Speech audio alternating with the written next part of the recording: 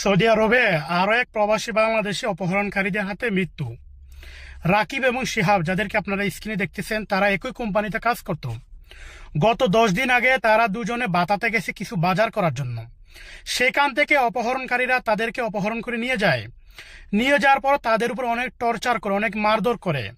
শেষ পর্যন্ত তাদের মোবাইল থেকে মেসেঞ্জারের মাধ্যমে রাকিবের মোবাইল থেকে তার মাকে কল দেয়। কল দেওয়ার পরে তাকে যে মারধর করতেছে, গলায় ছুরি ধরছে, এগুলা সবকিছু তার মাকে দেখাচ্ছে এবং মুক্তিপণ দাবি করতেছে।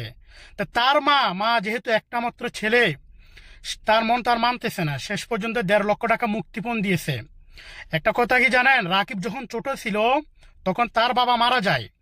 তার মায়ের সে একমাত্র সন্তান। তার মা তাকে অনেক কষ্ট করে বড় করেছে। বড় করে ছেলেকে একটু বিদেশে পাঠাইছে শুধু পরিবারের সচ্ছলতার জন্য। কিন্তু এই অমানুষগুলা তাকে আর বাঁচতে দিল না। সে মুক্তিপণ টাকাটা নেওয়ার পর থেকে তার মা যখন রাকিবের মোবাইলে যখন বারবার কল দিচ্ছে, মোবাইল বন্ধ পাচ্ছে। যেহেতু বন্ধ পাচ্ছে, তার নাম্বারে বন্ধ কল দিচ্ছে, সেখানেও বন্ধ, ইমুতেও বন্ধ। তো তার সাথে যে শিহাব ছিল তাকে অনেক মারধর করছে। তার পরিবারের কাছ থেকে নাকি 1 লক্ষ টাকা মুক্তিপণ আদায় করছে। যখন রাকিব যখন মারা গেছে, তারপর শিহাবকে ছেড়ে দিল। শিহাবকে ছেড়ে দেওয়ার পর শিহাব যখন বাসায় এসেছে, রাকিবের খোঁজখবর যখন জানতে চেয়েছে, শিহাবের ভাষ্য মতে রাকিবকে নাকি তারা মেরে ফেলেছে। মেরে তারপর শিহাবকে দিয়ে রাকিবকে গোসল করাইছে।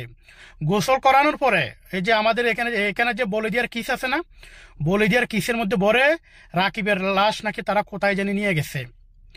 বাংলাদেশের আমাদের যে রাষ্ট্রদূত আছে, এখানে যে বাংলাদেশ এম্বাসি আছে, প্রবাসী কল্যাণ মন্ত্রণালয় আছে, এই মন্ত্রণালয়গুলো কি করতেছে আমি নিজেও জানি না।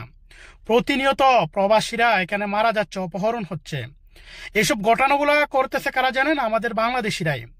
রাকিবের মায়ের যে একটা ভয়েস, একটা রেকর্ডিং ফেসবুকে দেখলাম, এটা শোনার পর আমার নিজের চোখ দিয়ে পানি চলে আসতেছে। একটা মাত্র সন্তান, তাকে বাঁচতে দিল না এই জানোয়ারগুলা। যারা আমার ভিডিওটা দেখতেছেন অবশ্যই ভিডিওটা শেয়ার করে দিবেন। আপনারা জানেন সৌদি আরবের রিয়াদের অবস্থা অনেক ভয়াবহ। আমাদের প্রবাসী বাংলাদেশের শান্তিতে নাই। আমি দূতাবাসকে অনুরোধ করব, আপনারা এদের বিরুদ্ধে অ্যাকশন নিন, চোখ বন্ধ করে থাকেন না। কারণ আমরা প্রবাসীরা শান্তিতে নাই। এদের কাছে অপহরণ হচ্ছে প্রতিনিয়ত শত শত মায়ের বুক কালি হচ্ছে। এ কুত্তার বাচ্চারা রাকিবকে বাঁচতে দেয় নাই। এর মায়ের একমাত্র সন্তান সে, তার মা এমন যে কান্না করতেছে, আকাশ বাতাস পুরো ভারী হয়ে যাচ্ছে। তার পরিবারে আর কেউ নাই, একটা মাত্র সন্তান ছিল। আমার নিজ চোখ দিয়ে কি বলবো, আমি মুখের ভাষা আমি হারিয়ে ফেলছি। সবাই ভিডিওটা শেয়ার করেন।